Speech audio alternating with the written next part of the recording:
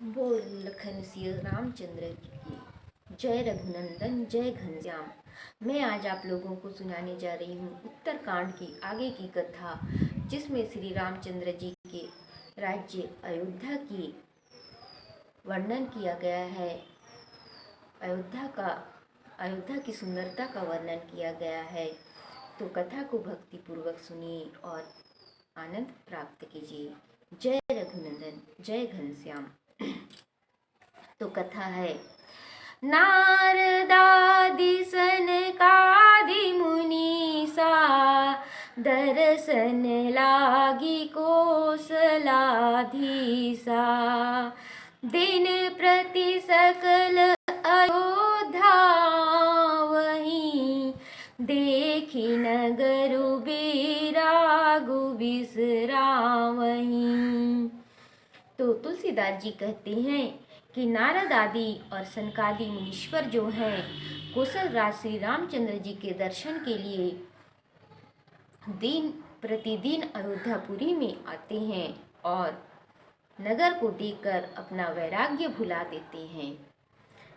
जात रूप मणि रचित अटारी, नाना रंग रुचिर गज ठारी। पूर चहु पास कोट अति सुंदर, रचे कंगुरा रंग रंग बर।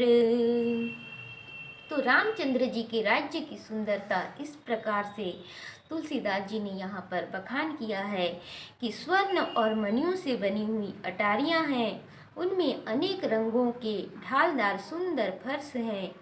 पुरी के चारों ओर घेरा बना है, जिस पर सुंदर रंग बिरंगे कंगूरे बने हुए हैं। नवग्रह निकर अनेक बनाई, जनु घेरी अमरावती आई। मही बहुरंग रचित गच कांचा, जो बिलो की मुनि मर मन नाचा। तो कंगूरे इस प्रकार से बने हुए हैं मानो नवग्रहों ने सेना बनाकर अमरावती को आकर घेर लिया हो। पृथ्वी पर अनेक भांति के रंग बिरंगे कांच रत्नों के फर्श बिछे हैं। जमीन पर अनेक प्रकार के कांच और रत्नों के रंग बिरंगे फर्श जो हैं बिछे हुए हैं, जिन्हें देखकर श्रेष्ठ मुनियों के मन भी नाच उठते हैं, उनके मन भी ललचा उठते हैं। धवल धाम ऊपर नभ चुंबत, कलश मनहु रवि शशि दुति निंदत। मणि बहु रचित झरोका भ्राजहि, गृह गृह प्रति मणि दीप विराजहि। तो स्वच्छ महल ऊपर आकाश को चूम रहे हैं। स्वच्छ राजमहल जो है ऊपर आकाश को चूम रहे हैं। उनके कलश मानो चंद्रमा और सूर्य की चमक की भी निंदा करते हैं। तो बहुत सी मणियों से जड़ी हुई खिड़कियां सुशोभित हैं और घर घर में मणियों के दीपक शोभायमान हैं। घर घर में मणियों की अवधपुरी के घर घर में मणियों के जो दीपक हैं वो शोभायमान हैं। मणि दीप राजहि भवन भ्राजहि, देहरि विद्रुम रचि मणि खंभ भीति विरंच विरचि। कनक मणि मरकत खचि, सुंदर मनोहर मंदिरायत। अचिर रुचिर फटिक रचे, प्रति द्वार द्वार कपाट पुरट बनाई। बहु वज्रहि खचे। तो यहाँ तुलसीदास जी कहते हैं कि महल में मणियों के दीप सुशोभित हो रहे हैं, मूंगों की बनी हुई देहलियां चमक रही हैं और मणियों से जड़े हुए खंबे हैं। मरकत मणि से जड़ी हुई सोने की दीवारें मानो ब्रह्मा जी ने स्वयं ही बनाई हों। मंदिर सुंदर, लंबे चौड़े व मनोहर है। अयोध्यापुरी की जो मंदिर हैं वे सुंदर, लंबे चौड़े और मन को हरने वाले हैं। उनके आंगन स्फटिक मणियों के बने हुए, मंदिरों के जो आंगन हैं वे स्फटिक मणियों के बने हैं। और द्वार द्वार पर सोने के किवाड़ है, और द्वार द्वार पर सोने के किवाड़ लगे हुए हैं जिनमें बहुत से हीरे जड़े हैं। चारु चित्रशाला गृह गृह प्रतिलिखे बनाई, रामचरित जनि रेखी मुनि ते मन लेहि चुराई। तो मनोहर चित्रशालाएं घर घर में हैं। मन को हरने वाली चित्रशालाएं जो है वहाँ घर घर में हैं, जिनमें राम जी के चित्र बड़ी सुंदरता से अंकित है। श्री रामचंद्र जी के चित्र जो है उन चित्रशालाओं में अंकित हैं, जो देखते ही मुनियों के मन भी मोहित हो जाते हैं, मुनियों के मन को भी वे हर लेते हैं। सुमन बाटिका सब ही लगाई, विविध भांति करि जतन बनाई, लता ललित बहु जाति सुहाई, फूलहि सदा बसंत की नाई। तो सभी ने, अयोध्या वासियों के सभी घर वालों ने फूलों की बगीचियाँ अनेक प्रकार से यत्न करके बनाई हैं, और उसमें रंग बिरंगे फूल लताएं जो हैं लगा के रखे हैं, और बहुत भांति की सुंदर सुहावनी बेलें जो हैं सदैव बसंत ऋतु की भांति ही वहाँ फूलती हैं। गुंजत मधुकर मुखर मनोहर, मारुत त्रिविधि सदा बह सुंदर, नाना खग बाल कन्ही जियाए, बोलत मधुर उड़ात सुहाए। तो उन फूले हुए लताओं पर, जिन पर भंवरे मधुर ध्वनि से शब्द करते हैं, लताएं जो फूली हुई हैं उन पर भंवरे जो है मधुर सुंदर शब्द करते हैं। तीनों प्रकार की सुंदर वायु जो है सदैव हमेशा बहती रहती है। अनेक प्रकार के पक्षी जो बालकों ने पाल रखे हैं मीठी बोली वहाँ बोलते हैं। मोर हंस सारस पारावत, भवननि पर शोभाति पावत, जहाँ तहाँ देखहि निज परछाही, बहुविधि कुजहि नित्य कराही। तो मोर, हंस, सारस, कबूतर महलों पर बैठे शोभा पाते हैं। जहाँ तहाँ वे अपनी परछाई को देखते हैं और अपनी परछाई को देखकर बहुत सी बोली बोलते हैं और नाचते हैं।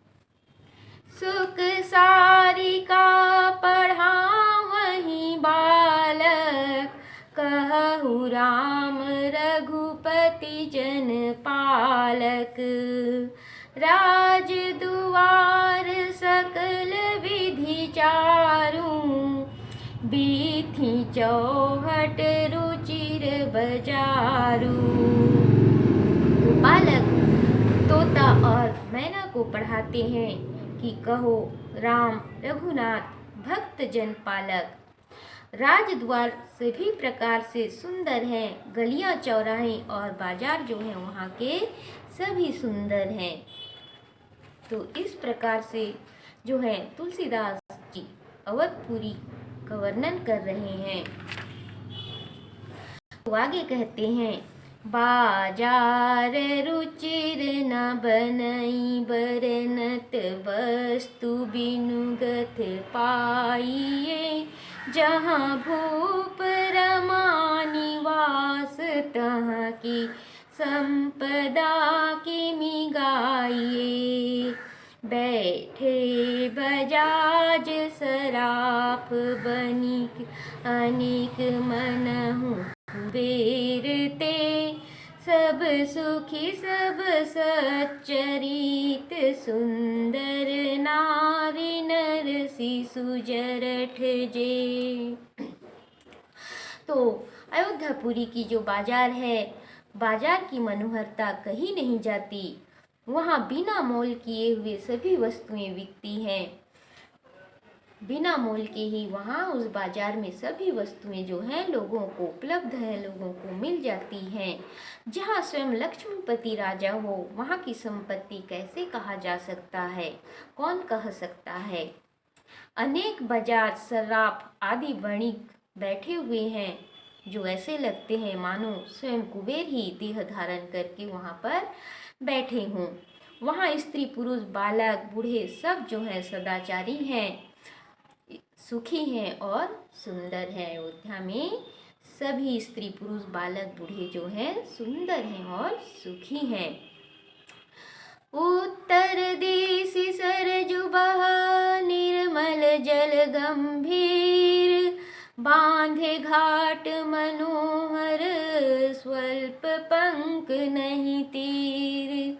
तो पुरी के उत्तर दिशा में निर्मल जल वाली सरयू नदी जो है बह रही है, जो बहुत ही गहरी है। मनोहर घाट बनी है सरयू नदी में, किनारे पर कीचड़ तनिक भी नहीं है। किनारा जो है बिल्कुल एकदम साफ है।